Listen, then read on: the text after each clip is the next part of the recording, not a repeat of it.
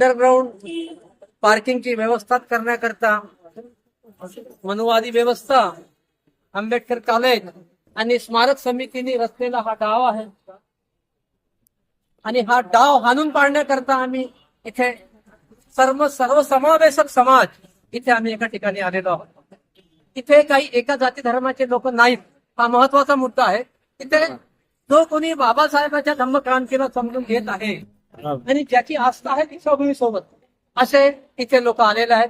आम्ही या अगोदरही त्यांना निवेदन दिलेले आहेत, पण त्यांनी त्या निवेदनावर टाळाटाळ केली.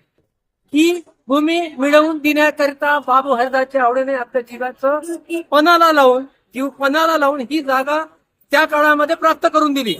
आणि आता काही ठराविक लोक बाप मेला म्हणून पोरगा आला, उदाहरणार्थ नाव सांगतो, गवईचा बाप मेला, गवईचा पोरगा आला, फुलझले मेला, फुलझलीचा पोरगा आला, जटगाटे मेला, जटगाटचा पोरगा आला. यांचं कोणतंच समाजामध्ये कर्तृत्व नाही आणि हे स्मारक समितीमध्ये आहेत. यांना दीक्षाभूमीच्या अस्तित्वाविषयी काहीही घेणं देणं नाही. आम्ही 1 वर्षा अगोदरही त्यांना निवेदन दिलं होतं. ते सरळ बोलून गेले की आम्ही आंबेडकर कॉलेज सोबत जुळलेले आहोत, आम्हाला याच एकतर इंटरली आम्हाला याच्यामध्ये सहभाग घेता येणार नाही. पण हेच लोक मनुवादी व्यवस्थेला हाताशी पकडून या भूमीला गाळबोट लावण्याचा प्रयत्न करत आहेत.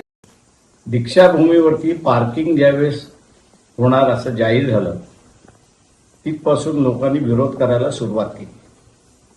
लोकांचा विरोध लक्षात घेता ट्रस्टीनी हे कामकाज केलं नको पाहिजे होतं, पण विरोध करूनही त्यांनी बांधकाम सुरुवात केलंय. आज आपल्याला असं दिसते की नागपूरमध्ये मोठ्या प्रमाणात दीक्षाभूमीवरती आंदोलन चाललेलं आहे आणि ते कामकाज थांबवण्याचा भाग चाललेला आहे. ट्रस्टीजना विचारलं पाहिजे की तुम्ही लोकांच्या भावनेशी का खेळताय.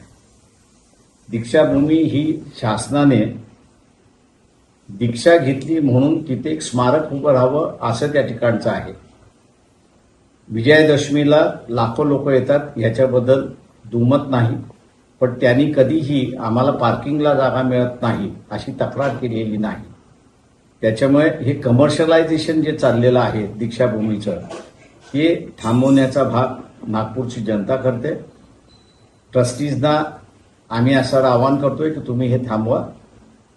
पार्किंगची काहीही गरज नाही. आपण थांबवलं नाही तर लोक आपल्या विरोधात जातील, एवढं फक्त त्यांनी लक्षात घ्यावं. वंचित बहुजन आघाडी हे आंदोलन करण्याच्या पाठीमागे आहे.